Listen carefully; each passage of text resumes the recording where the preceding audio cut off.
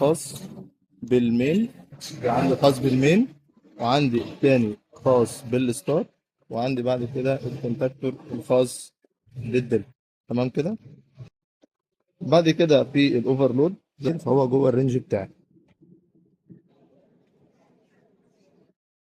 بعد كده بيبقى عندي المينيتشر 3 بول هيبقى خاص بالتشغيل. تمام كده. بعد كده بيبقى عندي المينيتشر 1 بول، مينيتشر 1 بول ده الخاص بالحمايه بتاعه دايره الكنترول. تمام. بعد كده عندي جهاز الفيس سيكونس عشان خاطر الاوفر والاندر فولتج او الفيس فيلير والفيس سيكونس، اللي هو لو انا عندي فازه وقعت، او لو الفني وهو بيوصل بدل فازه مكان التانية، او حصل عندي ارتفاع او انخفاض في الجهد. بعد كده عندي جهاز الديجيتال مالتي ميتر. الديجيتال مالتي ميتر عشان خاطر يجيب لي قرايات الامبير وقرايات الفولت. طبعا الجهاز هنا هو مجمعهم مع بعض. ممكن اركب 3 اجهزه اميتر، وبعد كده جهاز واحد فولت وسلكتور. بس ده طبعا ده بديل عنهم، وده الحل العملي والافضل. بعد كده بيبقى عندي التلاتة سي تي دول اللي هم بيتوصلوا بالمالتي ميتر عشان خاطر يسنس التيار. يعني دي الفازة بتخش من هنا. تمام كده. عشان خاطر يسنس التيار اللي رايح عندي لجهاز المالتي ميتر، والجهاز يعرف يشتغل وياخد القرايات بتاعته. طبعا الفتحة دي بتختلف لو حسب مقاسات النحاس اللي انا هوصلها. عندي بعد كده مجموعة البوش بوتون. ده بوش بوتون مزدوج اون مع بعض، وبيديني انديكيتور لمبه. طبعا في بوش بوتن اللي هو العادي المنفصل، بيبقى ده لوحده وده لوحده. عندي بعد كده الجزء الاخير بلمبات البيان. ال3 الوان دول بيبقوا خاصين بالفازات بتوعي. عندي بعد كده الاون والاوف الخاصين بالكونتاكتورز. وعندي بعد كده لمبه لمبه الاوفرلود. البيضه دي احنا حاطينها التريب لجهاز الحمايه، لان انا عندي لمبتين، واحده بتاعه الاوفرلود، واحده لو جهاز الحمايه عمل تريب، فاحنا بنميزهم عن بعض. فاحنا خلينا البيضه التريب بتاع جهاز الحمايه.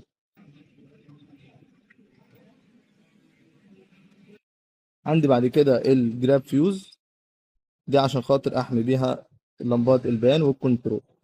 دي بتتفتح كده، بيبقى فيه فيوز ازاز بيركب جوه.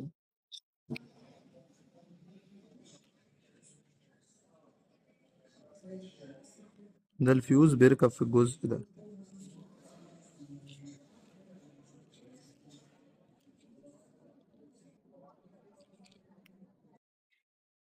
تايمر ستار دلتا. تمام. التايمر ده هو اللي هيعمل لنا السويتش من الستار وبين الدلتا، وبعد كده يقوم جاي فاصل الستار ويسيب الدلتا هي اللي شغاله معايا على طول.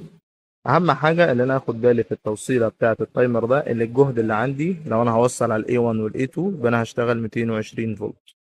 اما لو وصلت على الاي 3 فانا ما ينفعش اشتغل اكتر من ال 24 فولت. تمام. احنا هنا هنشتغل 220. بعد كده البلوك تيرمينال. دي اللي هي بتجيب لي السلك من بره اللوحه لغايه جوه اللوحه. البلوك تيرمينال دي اللي هيبقى عندي هنا الانكoming، الار والاس والتي. تمام. وعندي الخارج اللي هو اليو 1 والفي 1 والدبليو 1 وال2 منهم. تمام. دول برضو بيبقوا ايه الخارج اللي هم ال6 اطراف بتوع الموتور. وعندي الأخيرة دي بتبقى خاصة بالنيوترال عشان أجمع عليها النيوترال بتاعي. عندي بعد كده آخر حاجة بيبقى الليبلز. دي بتبقى انديكيتور، عشان لو أنا عندي انديكيتور على ال3 فازات بركبها L1 L2 و L3.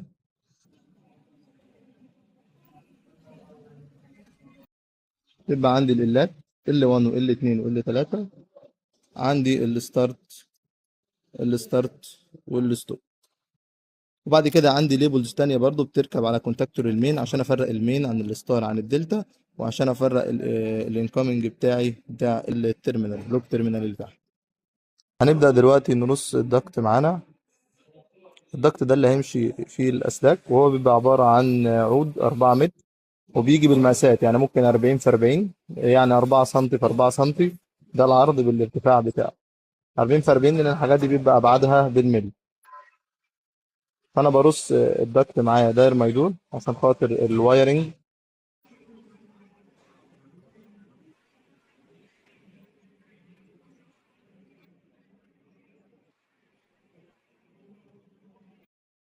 بعد كده باخد المقاسات بتاعتي عشان خاطر يبقى كلها 90 درجة، ويطلع الفينش بتاع اللوحة شكله حلو.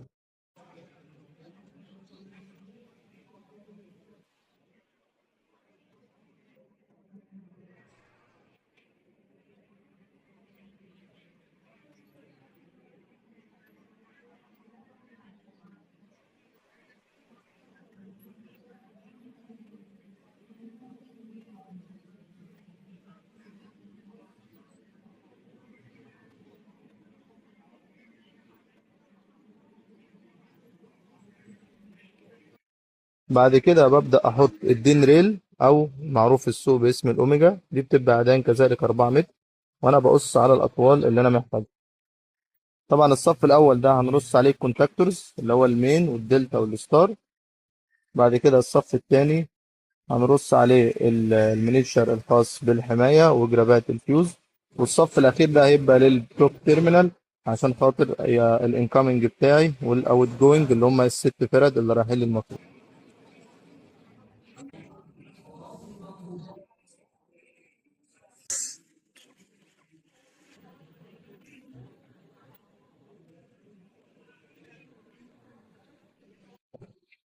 الأول هنرص الكونتاكتورز معانا، اسمها الدين ريل كومبوننت عشان خاطر هي بتركب على الأوميجا أو الدين ريل. ده الكونتاكتور الأخير الخاص بالستار. بعد كده بيبقى عندي هنا كونتاكتور الدلتا، وعندي بعد كده كونتاكتور المين. تمام كده. كونتاكتور المين هيركب الأول عليه الأوفرلود.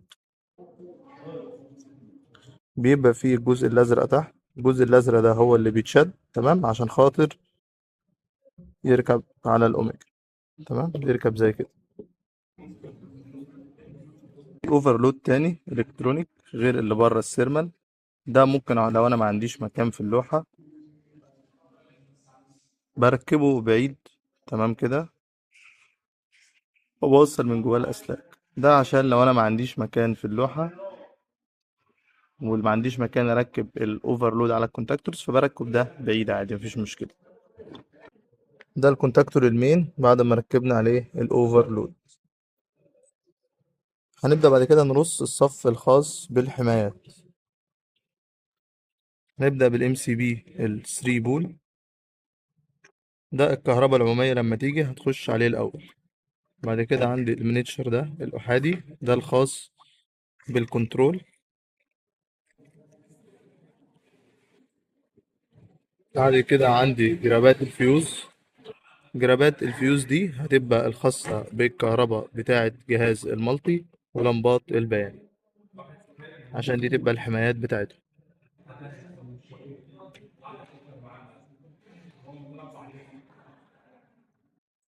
بعد كده ده تايمر الستار دلتا. بعد كده الصف الأخير اللي تحت هركب البلوك تيرمينال. الترامل دي بيجي عليها السلك من بره اللوحة، بيركب عليها الأول. بعد كده بروح للإنكامينج بتاع المفتاح.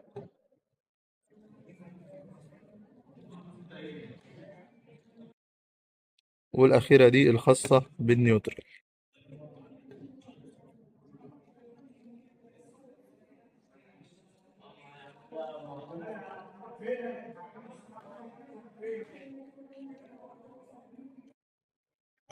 الأولانيين دول كانوا خاصين بالإنكامينج، دول خاصين. احنا قلنا عندنا 6 أطراف بيبقوا رايحين الموتور اللي هما ال W1 وال V1 وال U1. تمام، دول كده أول 3 أطراف رايحين الموتور. بعد كده هنركب الناحية التانية ال3 أطراف التانيين اللي هما ال W2 وال V2 وال U2.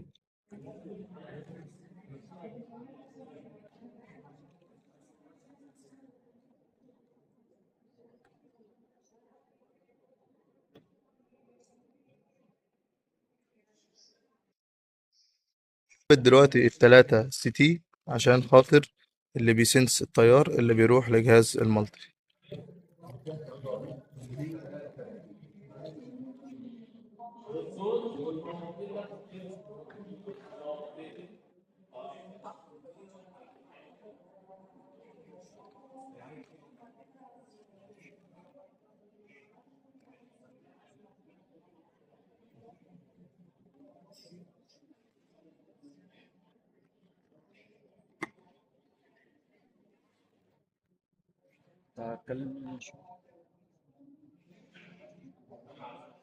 كده احنا ثبتنا التلاتة سي تي. عندنا جهاز الفيس سيكونس، تمام، ده لسه مركبينه، ده عشان الاندر فولتج والاوفر فولتج والفيس سيكونس والفيس فيلير، تمام.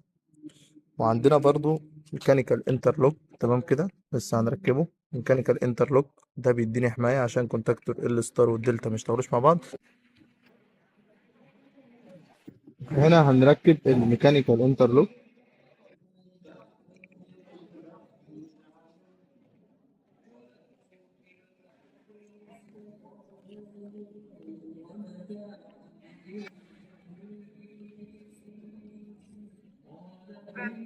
السلام عليكم. ده كده الميكانيكال انترلوك. اقلب بقى الكونتاكتور، دوس على الزرقاء، ده كده شغال، التاني ما يخشش معاه. دوس على ده، كده الاتنين ما بيخشوش مع بعض، مع الحماية كمان اللي هي الالكتريكال، تمام. طبعا كل كونتاكتور بيختلف، يعني انا هنا عندي نقطة نورمالي اوبن ونورمالي كلوز، تمام. الكونتاكتور ده ميزته ان هو فيه نقطتين، النقطة اللي تحت دي نورمالي اوبن والنقطة اللي فوق نورمالي كلوز، تمام. في كونتاكتور ممكن يبقى جاي نقطة نورمالي اوبن بس، فانا محتاج النورمال اوبن دي لللاتش، وبحتاج النورمالي كلوز ده عشان خاطر اعمل ايه، الميكانيكال انترلوك، تمام. فلو الكونتاكتور ما فيهوش النقطة النورمالي كلوز، بجيب عادي زي كده نقط مساعدة. النقط المساعدة دي تركب على الكونتاكتور كده عشان تديني نقط زيادة.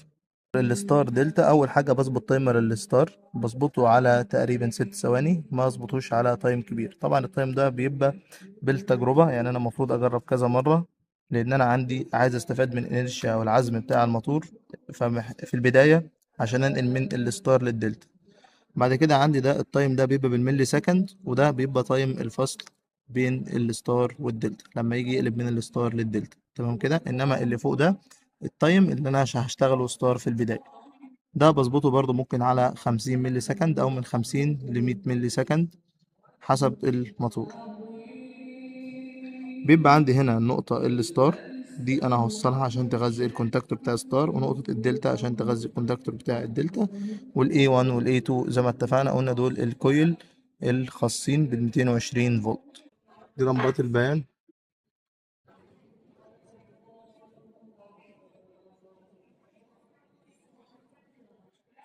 اللوح،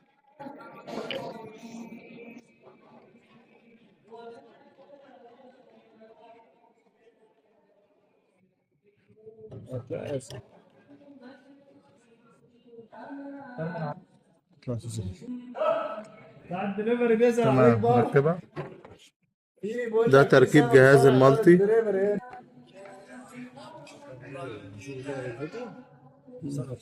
ماشي.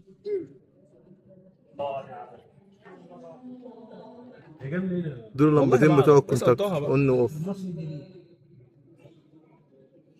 بتوع الكونتاكتور اون واوف، دي الخاصة بجهاز الحماية.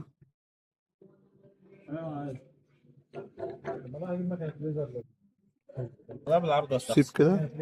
دول كده البوش بوتون اون واوف، ده الانديكيتور بتاع الكونتاكتور، دي اللمبة بتاعت الاوفرلود، ودي اللمبة بتاعت تريب جهاز الحماية، وده الكونتاكتور اون. هنا جهاز المالتي والثلاث لمبات بيان بتوع الفازات.